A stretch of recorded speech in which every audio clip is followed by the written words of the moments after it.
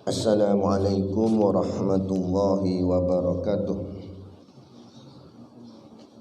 Ila hadrati sayyidina wa habibina wa syafi'ina Muhammadin sallallahu alaihi wasallam wa ila arwahi abaihi wa ikhwanihi minal anbiya'i wal mursalin salawatullahi wassalamuhu alaihi wa alaihim ajma'in wa ala ali kulli wassahabati wal qarabati wat tabi'in wa tabi'it tabi'in bi ihsanin ila yaumiddin wa ila arwahi walidina wa muallimina wa dhawil huquqi alaina ajma'in wa khususan ila hadrati Syekh Ibn Aqil bisiril Fatihah.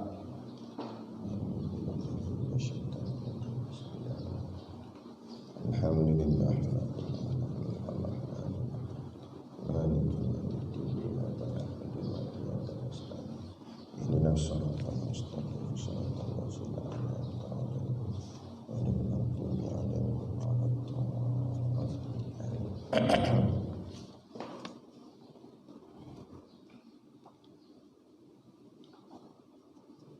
di kana?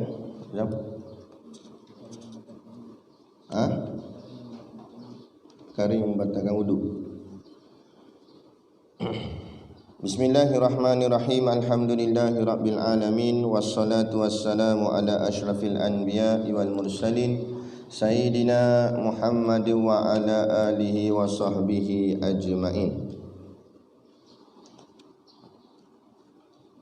Subhanaka la ilma lana illa ma 'allamtana innaka antal alimul hakim.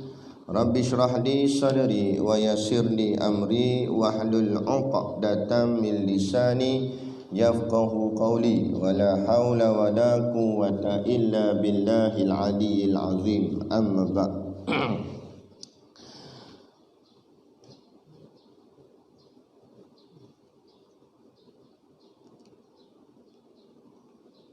Qala al-muallifu rahimahullahu ta'ala, kitab Zadul Muta'allim muka surat 63. Qala al-muallifu rahimahullahu ta'ala wa nafa'ana wa iyyakum bi ulumihi fid dharaini amin ya rabbal alamin. Kata pengarang kitab,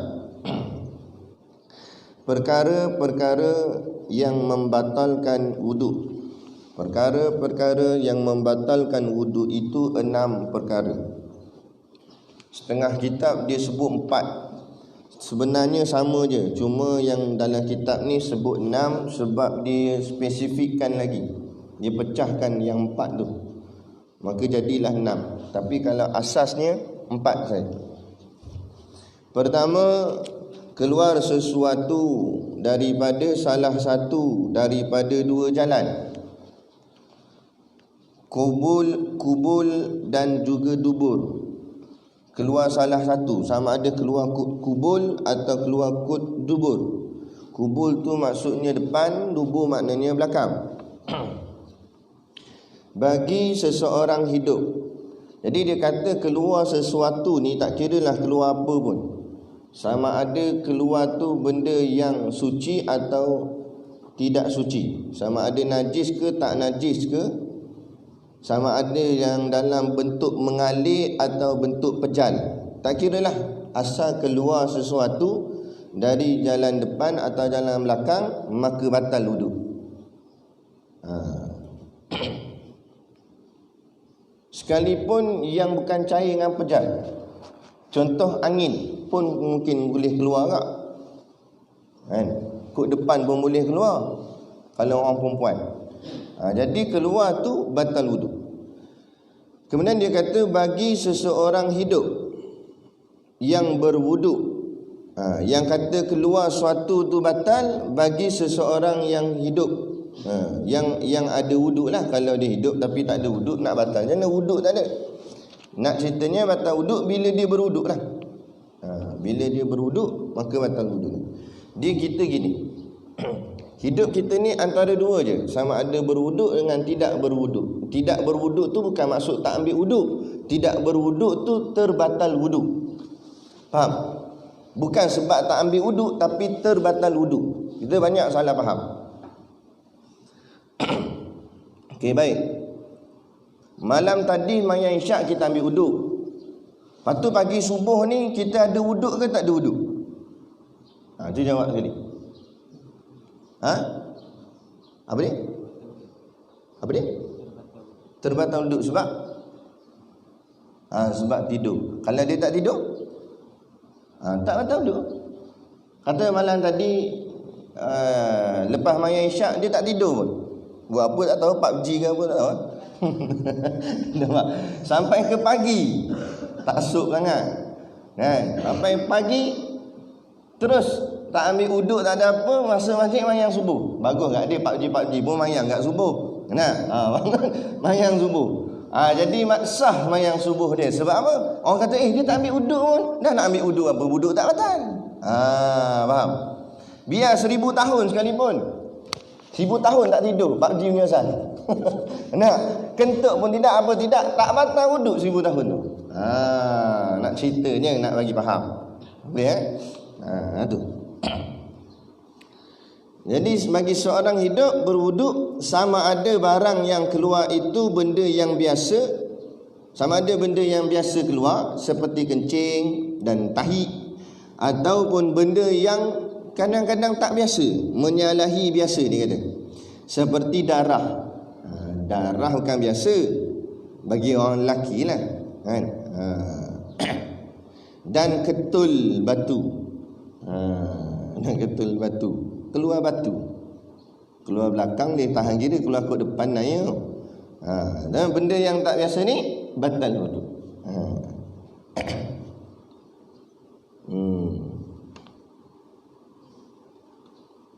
Walaupun benda hidup, ulat ke apa ke. Ni Ana ambil daripada seorang ustaz, dia cerita. Satu orang perempuan muda, umur belasan tahun kot agaknya, tengah buat apa mancing ke apa tak tahulah. Tiba-tiba dia tengok celah peha dia tu keluar darah.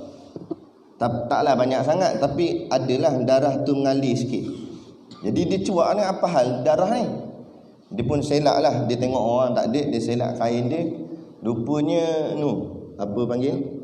Lintah besar tu. Dia panggil apa? Pacat.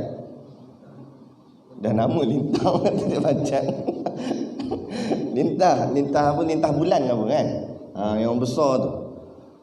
Duduk kat tu. Kat dia punya tu. Jadi tadi dia apa orang cakap, tak menjerit lagi. Tapi bila tengok lintah tu baru dia menjerit. Bila menjerit, kebetulan ada seorang lelaki lalu situ. Jadi rezeki lelaki tu lah. Lelaki tu pergi cabut. Betul. Lelaki tu pula ustaz. Nampak? Dia cerita. Cabut lah. Jadi kalau dah masuk ke apa ke, batal wuduk. Ada. Tak kira lah walaupun binatang ke apa ke. Dalam kitab yang tebal-tebal, Sabila Mutadin kalau tak silap, dia buat perumpamaan cacing. Kadang punggung kita, orang cakap apa, tak akan slipper, masuk cacing. Cacing ni punggung, cacing tu tinjau keluar. Dia pun masuk alik. Keluar masuk alik tu batal wuduk. Ada. Itu. Tapi kenapa dalam kitab ni dia kata bagi seorang hidup, timbul satu persoalan. Kenapa dia mentionkan bagi seorang hidup yang berwuduk? Dia kata. Kenapa? Kalau orang mati? Tak apa. Bagi orang mati tak batal wuduk lah. Sebab dia cerita bagi orang hidup saja. Itu dia punya murad, dipanggil mafhum mukhalafah. Bila kita baca kitab, jangan tengok zahir ayat je, tengok sebalik ayat. Lepas tu dia ada kaedah. Bukan main baca je, dia ada kaedah. Cara nak faham satu murad ayat tu, satu murad kata ulama tu. Jadi bila dia mentionkan bagi seorang hidup yang berwuduk, maknanya tak termasuk dalam batal ni bagi orang yang tidak hidup. Mana tak hidup? Mati. Jadi kalau kita mandi jenazah, kita awal tu katalah kita dah ambilkan dia wuduk. kan, lepas dah mandi apa semua, kita ambilkan dia wuduk. Basuh muka dia, basuh tangan.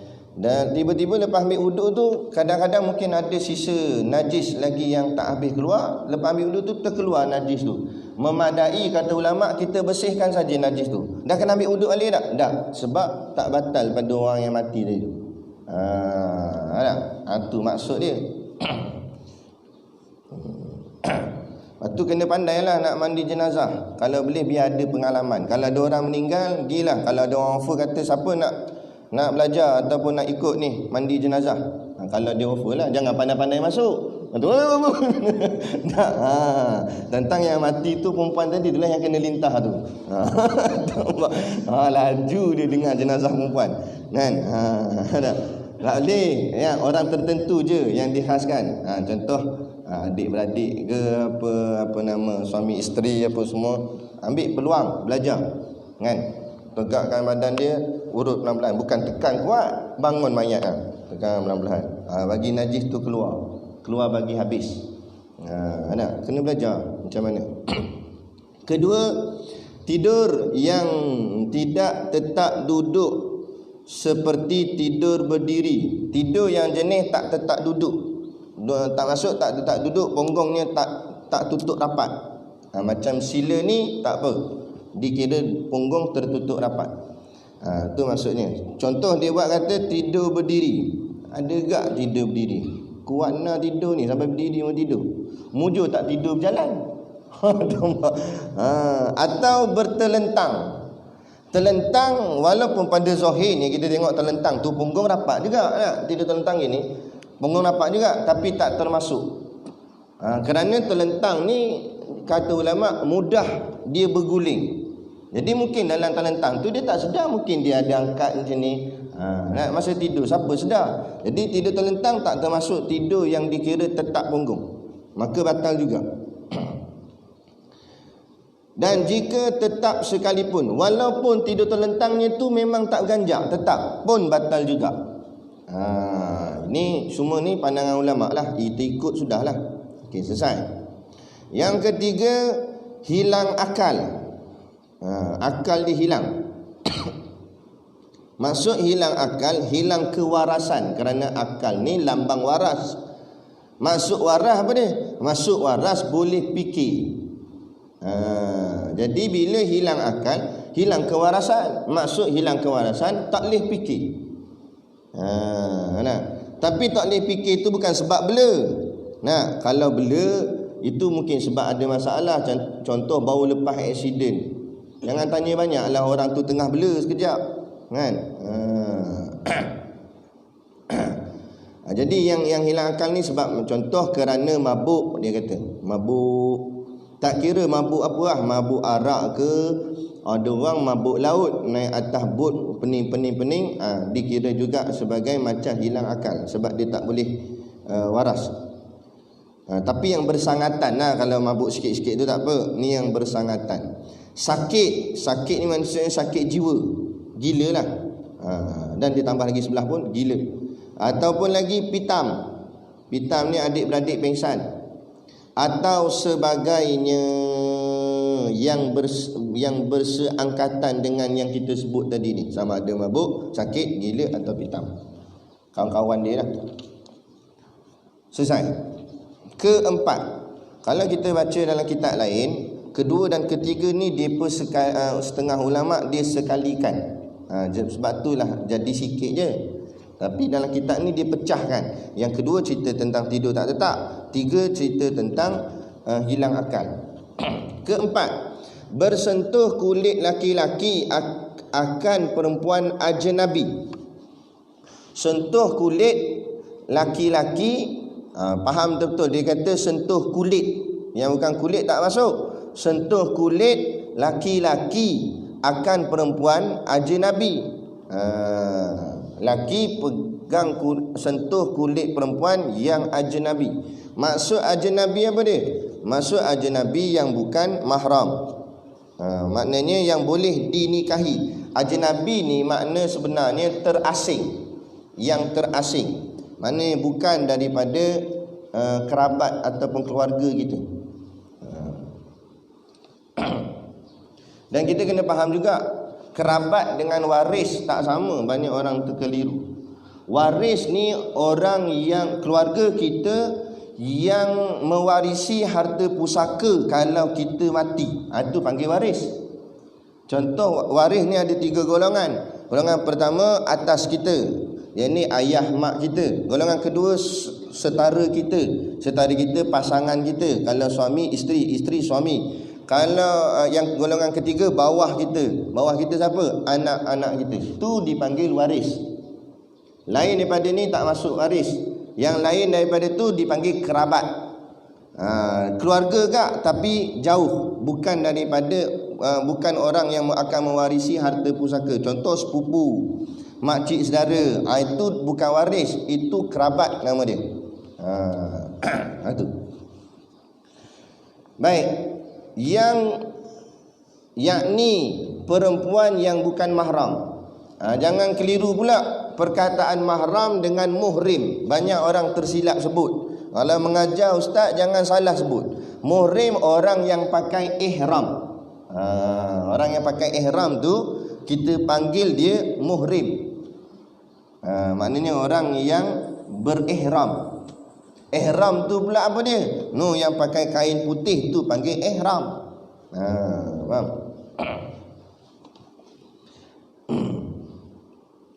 Kalau mahram orang yang haram kita nikahi, ataupun apa yang haram kita nikah dia, kahwin dengan dia, itu panggil mahram.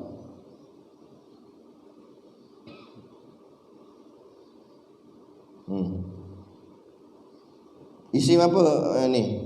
Wan, mahram.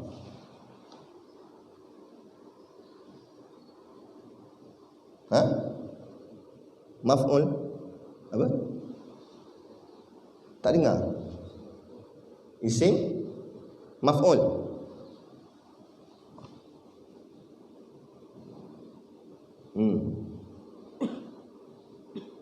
Dengan tidak berlapik walau mayat sekalipun. Dengan tidak berlapik walau mayat sekalipun. Yang batal tu mayat ke kita? Kita lah. Nak cerita ni. Contoh yang mati tu perempuan, kita lelaki. Mungkinlah yang mati tu adik perempuan kita ke, atau isteri kita ke, kan? Tapi kalau mak tak apa, tak batal. Adik pun tak batal, silap. Isteri. Nah, isteri batal lah. Sebab isteri itu walaupun kita, asal dia ajnabi lah, cuma kita dah kahwin dengan dia. Jadi bila kita ada wuduk, kita sentuh kulit perempuan yang sudah meninggal, maka batal. Batal wuduk bukan batal wuduk mayat, batal wuduk orang yang hidup yang pegang, yang sentuh tu. Tu. Dengan tidak berlapik. Kalau berlapik tak apa. Ada pun maksud laki-laki dan perempuan itu ialah yang terlebih sampai umur, keinginan pada ghalib dan kebiasaan. Okey, baik. Yang dimaksudkan tika mana kalau kita sentuh kulit perempuan batal wudu. Had bahagian umur ni tu macam mana nak kira? Maka di sini pegang kemah-kemah, ulama tidak menetapkan berapa umurnya, dan ulama tidak meletakkan syaratnya baligh. Bukan baligh, jangan keliru. Ulama cuma kata pada sisi ghalib. Ghalib tu maksudnya kebiasaan. Pada sisi kebiasaan, bila kita sentuh dia ada syahwat, maka batal wuduk. Faham? Maknanya walaupun budak tu umur tak, katalah tak cukup umur lagi, belum balik lagi, baru umur 7 tahun, tapi bila kita pegang dia ada rasa suka. Bukan suka macam budak-budak, tapi suka macam nak berkapal pula dah. Kita pegang dia, nak nombor telefon, dia minta nombor telefon pula. Jadi itu dah dikira sampai syahwat, walaupun dia budak, maka batal wuduk. Maka batal wuduk. Oh, jadi kalau tak ada syahwat tak batal lah. Dah juga. Zaki dia pegang umur 14 tahun tapi tak ada syahwat, tak batal. Tak ada. Bukan maksud macam tu. ini bagi kanak-kanak sahaja. Adapun bila dah besar balik apa semua memang tak boleh pegang langsung dah. Kan? Itu. Bagaimana dengan perempuan yang tua? Ada pandangan ulama walaupun tak menyeluruh, tidak keseluruhan, tapi ada sebahagian ulama kata boleh kita pegang orang tua yang tidak ada lagi syahwat padanya. Contoh umur 94 dah, 95 dah. Nampak? Jalan pun tak larat, mata pun tak apa nampak, kan? Jadi yang tu boleh kita pegang, tapi bukan saja-saja pegang, sebab nak tolong. Contoh nak tolong turun tangga ke, nak tolong apa ke, nak. Tak payah kata pegang, dukung pun boleh.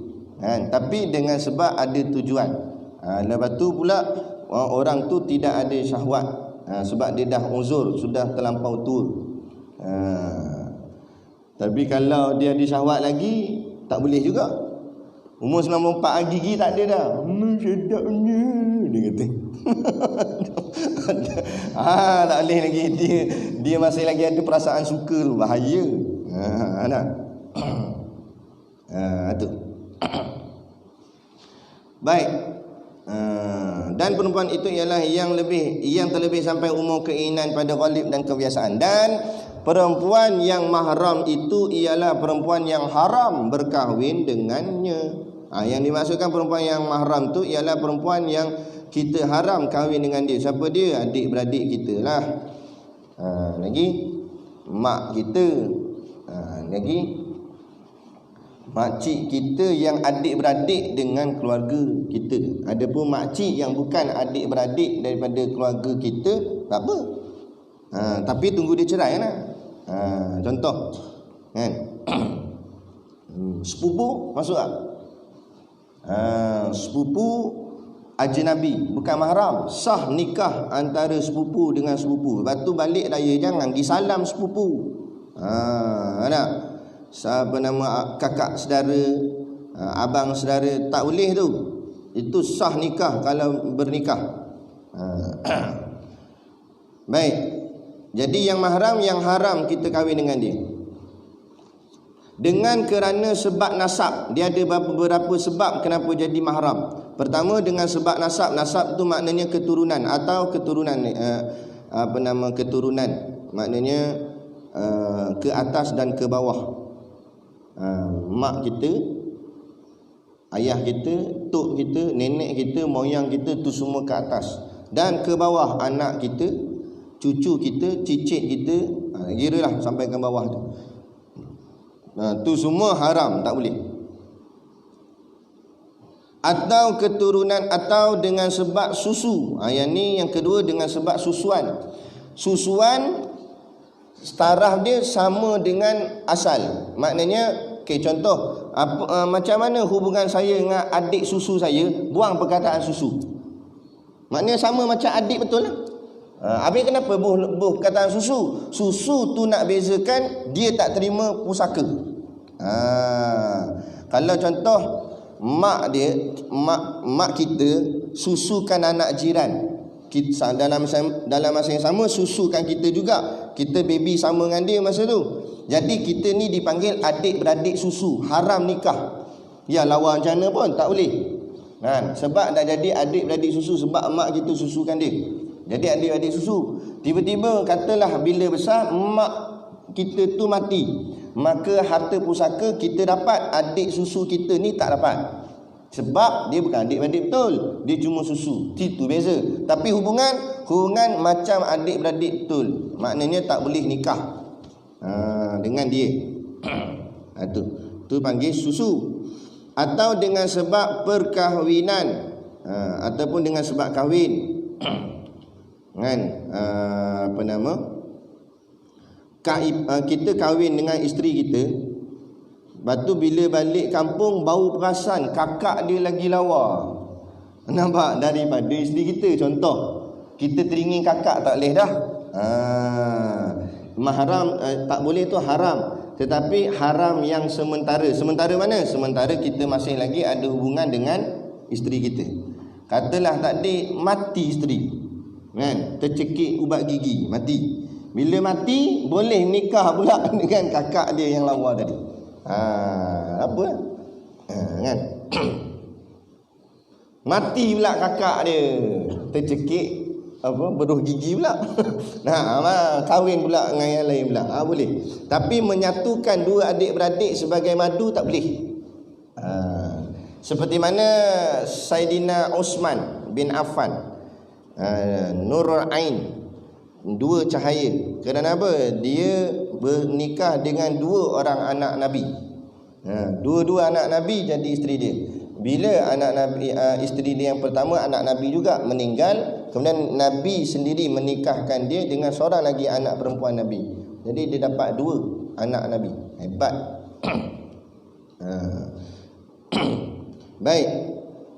Selesai. Yang tu lagi, atau seperti menantu dia kata. Bukan, seperti mentua atau menantu dan sebagainya.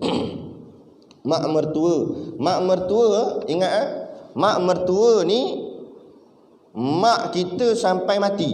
Mak mertua tu kekal mak mertua sampai mati. Walaupun kita dah cerai dengan bini ke atau bini mati ke, mak dia tu tetap mahram dengan kita sampai bila-bila. Tapi kita kena faham, bukan semua mahram kita boleh pegang. Contoh macam tadi kakak ipar kita tu mahram kita, kita tak boleh menikah dengan dia. Tapi bukan makna kita boleh pegang dia, atau bukan makna boleh buka aurat depan dia, tak boleh juga. Tapi ada mahram yang kita boleh pegang dan boleh buka aurat. Contoh bapak mertua, mak mertua.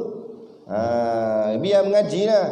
Ni bagus dah ngaji pondok muslimat, tudung labuh pakai niqab. Dah kahwin, balik kampung belah mertua, tak buka tudung. Kata tu ada pakcik tok tu ayahmu lah. Nampak dah jadi ayah dah. Boleh salam, boleh cium pipi, boleh dukung, bawa jalan-jalan, pergi taman permainan. Boleh nak buat apa pun. Sebab dah macam ayah kita dah. Tu. Sama juga kita pun boleh dah bila dah nikah, mak isteri kita tu, mak mertua kita, boleh kita cium pipi dia, boleh kita peluk dia. Tu. Sebab apa? Tu mak kita. Cuma jangan dengan syahwat lah, melampau. Mak mertua mentibai ke bengong. Sebagai mak lah, pandang sebagai mak. Takut mak mertua lawa sangat. Tu. Baik. Okey. Kelima, menyentuh kemaluan. Tak ada roja. Anak Adam. Menyentuh kemaluan anak Adam. Kan? Anak Adam tu maksud apa? Manusia. Jadi kalau kemaluan binatang, tak batal wuduk, biar seminggu pegang. Kucing lalu dia kucing tak batal wuduk, cuma kucing kata bengong ni. Kan? Tak ada kerja. Kemaluan anak Adam, sama ada sendiri punya atau orang lain punya. Zakar atau faraj dengan perut tapak tangan. Masuk perut tapak tangan gini. Yang rapat tu saja yang dimaksudkan dengan sentuh tadi. Ada pun tepi tak apa, tak ada masalah. Belakang pun tak ada masalah. Bukan tak ada masalah boleh pegang, ceritanya tak batal wuduk. Ustaz ajar kan boleh dah. Pegang belakang. Bukan boleh pegang bengong tak batal wuduk orang cerita. Lagi dia menghalalkan pula. Kan? Jadi yang sini saja. Okey. Jadi contoh soalan. Kalau dia kencing, kan? Lepas tu entah macam mana, takut air tu sebab kencing dia derah sangat. Jadi kalau tak pegang, takut melayang gitu. Jadi dia pun kepit gini. Batal tak wuduk dia? Batal. Sebab apa batal? Sebab dia kencing. Kita dah tanya dah. Sebab dia kencing. Ada kata tak batal. Tak batal apa dia kencing. Saja ya trik. Baik. Dengan perut tapak tangan atau perut anak jari. Perut anak jari. Perut anak jari. Masuklah tu perut tapak tangan sini, perut anak jari sini. Dia masukkan sekali. Sama ada kemaluannya sendiri atau kemaluan orang lain. Maksud kemaluan orang lain bukan dipegang kawan dia punya, tak ada kerja pegang kawan punya. Anak dia lah contoh. Walaupun anak tak balik lagi. Contoh anak-anak Umar kan. Jadi kita nak tukar pampers, kita ada wuduk ni nak pergi semayang ke masjid. Dalam duduk tukar pampers terkena bahagian kemaluan dia, bahagian tapak tangan ataupun bahagian perut jari, maka wuduk kita batal. Kena pergi ambil semula. Sebab apa? Sebab dia kata kemaluan anak Adam, baik lelaki baik perempuan. Baik. Sama ada lagi laki-laki atau perempuan, kecil atau besar, tak kira kecil ke besar pun tak kira lah, walaupun budak lagi, baby lagi. Hidup atau mati, sama ada yang hidup atau mati. Mati dah kawan tu aksiden kan, nak angkat dia diangkat ni kat situ, nak batal wuduk. Tak ada kerja, orang angkat kot kepala lah, dia angkat situ. Batal. Sehingga kata ulama, walaupun bercerai, aksiden entah macam mana, dah tercabut benda tu. Jadi masa tu kita pun nak kutip, kita pegang, walaupun dah berpisah antara jasad dia, badan dia dah berpisah, kita pegang kemaluan tu, nak masuk dalam plastik, nak pergi forensik, pegang tu, wuduk kita batal. Sebab masih lagi dikira itu kemaluan walaupun sudah tercabut. Tapi dengan syarat kata ulama, bila ada rupanya. Kalau rupanya sudah hancur, tak termasuk. Contoh berkecai habis dah, tak nampak apa dah, hancur, kita pergi pegang, tak batal wuduk yang tu. Boleh faham? Mana tahu jadi ke? Sekejap baru nak tanya telefon, Ustaz ni cabut ni, macam mana pegang, batal tak? Maka maksud perut tapak tangan itu ialah pihak dalam tapak tangan, pihak dalam, dan pihak dalam anak-anak jari tangan. Tadilah kita dah terangkan, dia huraikan lagi. Maka tidak batal menyentuh kemaluan tangan belakang tapak tangan. Tidak batal menyentuh kemaluan dengan belakang tangan tapak tangan. Sini dia masukkan. Gosok itu, tak ada batal. Dan di tepi sini, tepi. Ni semua panggil tepi ni, tepi. Di tepi-tepi tangan dan di tepi-tepi jari. Tepi tangan tak batal, tepi jari ni pun tak batal. Sebab yang hanya batal ni panggil apa tadi ni? Tapak tangan dengan perut jari. Itu saja. Keenam, murtad. Bagi orang yang dhaif taharahnya, lemah bersucinya, seperti orang yang darurah kerana penyakit sulusul baul, selalu keluar kencing. Baik.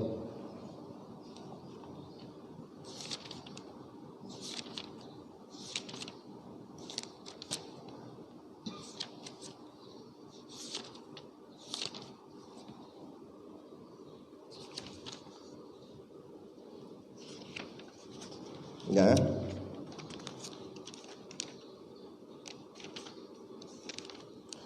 Okey, baik.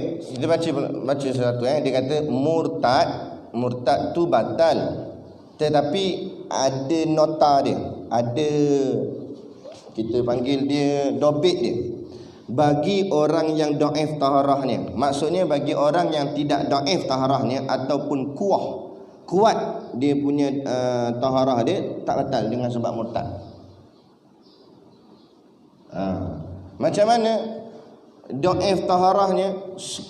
Dhaif tu maksud lemah. Maknanya sucinya tu lemah bersucinya, seperti orang yang darurah kerana penyakit sulusul baul.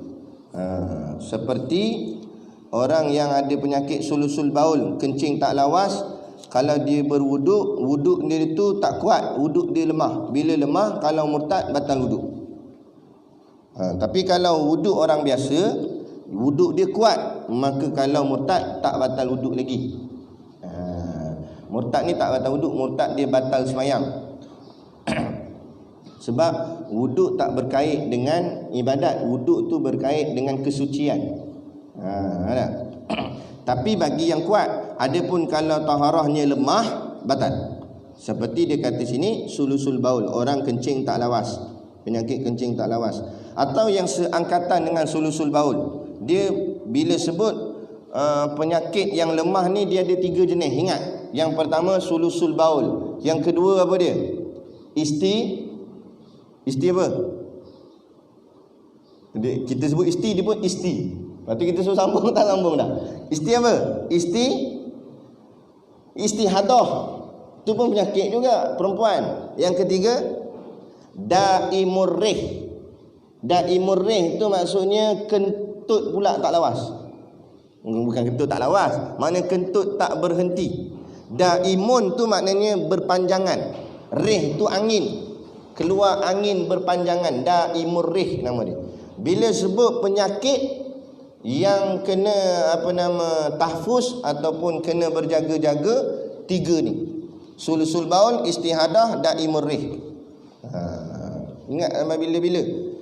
Bagi orang yang ada tiga penyakit ni, dia tak boleh terus ambil uduk, melainkan telah masuk waktu semayang.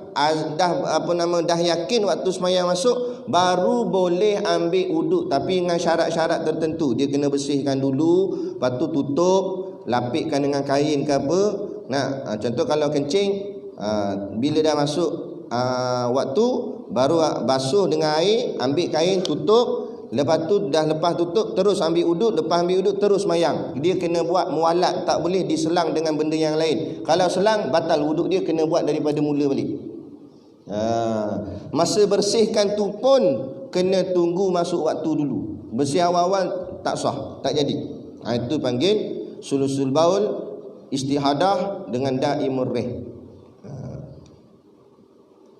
Yang paling kerap istihadah. Jadi kita sebagai orang lelaki, suami, kena tahulah kalau isteri kita kena istihadah, macam mana nak buat. Kena terang kat dia lah macam mana nak kena buat. Semayang tetap kena semayang, tapi macam mana kaedah, kena belajar. Jadi sulusul baul tu maksudnya selalu keluar kencing. Kencing tak berhenti. Bukan yang kencing gitu tak berhenti, tapi maknanya ada titik-titik tak. Itu panggil sulusul baul. Okey. Jadi kita berhenti setakat ni dan kita akan sambung nanti mandi. Tengok Islam. Mandi pun ajar. Maknanya Islam itu agama yang detail, terperinci. Jadi kita kena belajarlah, kena tahu.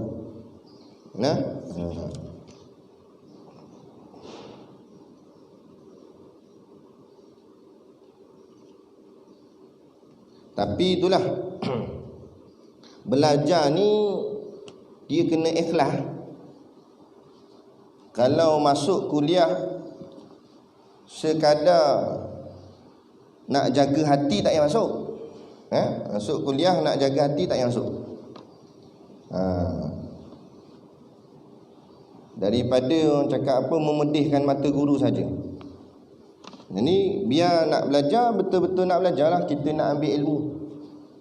Kalau sakat nak jaga hati dah, nak duduk-duduk dengar.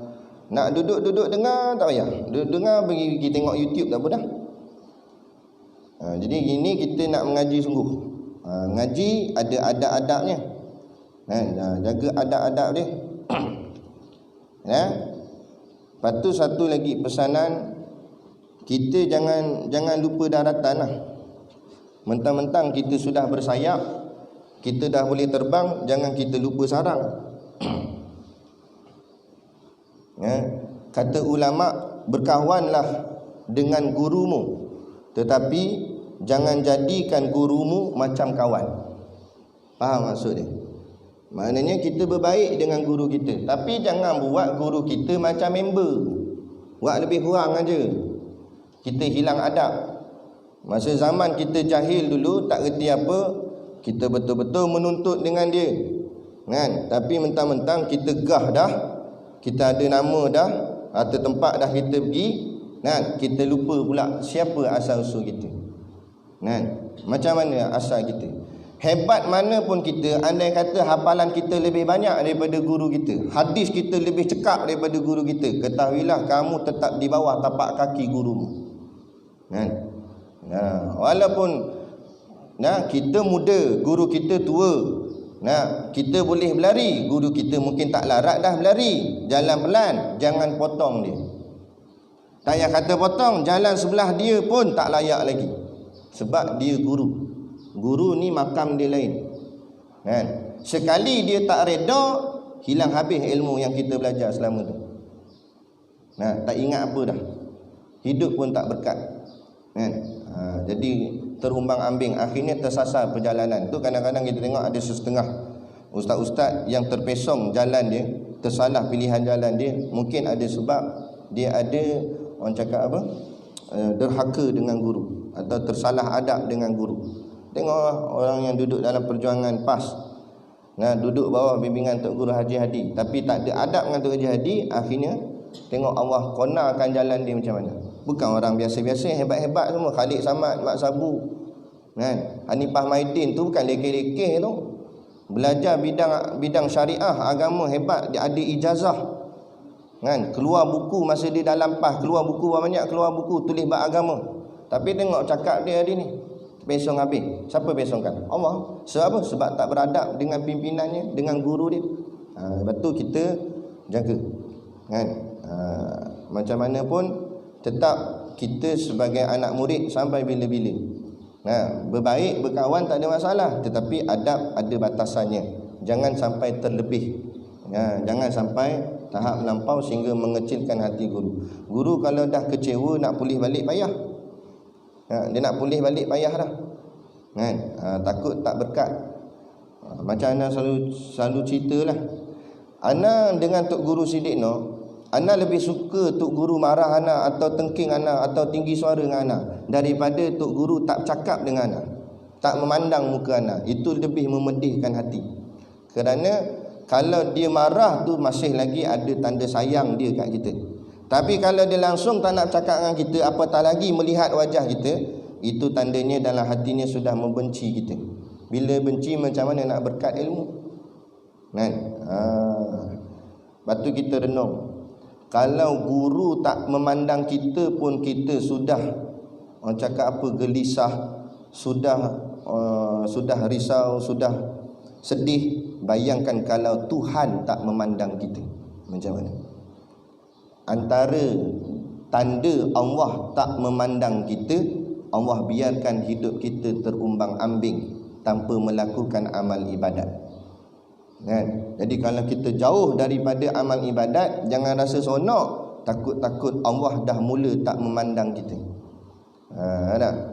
Kalau guru tak pandang kita pun kita sedih dah, apatah lagi Tuhan. Jadi berbetulkan balik keadaan, buat bagi elok, nak eratkan semula hubungan kita dengan Allah dengan berbanyak amal. Perbanyakkan zikir. Zikir itulah yang menguatkan diri kita dengan Tuhan. Jangan cakap banyak lagu, kurang sikit-sikit sudah. Lebih banyakkan zikir. Jadi sekadar tu dulu pada pagi ni. Wabillahi taufiq wal hidayah. Assalamualaikum warahmatullahi wabarakatuh. A'udzubillahi minasyaitonirrajim. Bismillahirrahmanirrahim. Alhamdulillahirabbil alamin. Wassalatu wassalamu ala asyrafil anbiya'i wal mursalin sayyidina Muhammad wa ala alihi washabihi ajmain. Allahumma taqabbal minna salatana wa du'aana innaka antas samiul alim wa tub alaina innaka antat tawwabur rahim. Allahumma ja'al dinana dinan nabi Muhammadin sallallahu alaihi wasallam wa islamana islamal muslimin wa imanana imanal mu'minin wa salatana salatal khashiin wa a'malana a'malas salihin wa niyatana niyatal mukhlisin wa dhunubana ya Allah dhunubal mustaghfirin wa hayatana hayatal ulama wa mautana bimauti syuhada wa adkhilnal jannata ma'al anbiya'i alaihimus salatu wassalam. Rabbana atina fid dunya hasanah wa fil akhirati hasanah wa qina adzabannar wa qina adzabannar wa qina adzabannar. Sallallahu ala khairi khalqihi sayyidina Muhammad wa ala alihi washabihi wasallam. Subhana rabbika rabbil izzati amma yasifun, salamun ala mursalin walhamdulillahi rabbil alamin. Amin ya rabbal alamin. Taqabbalallahu minna wa minkum. Takbir.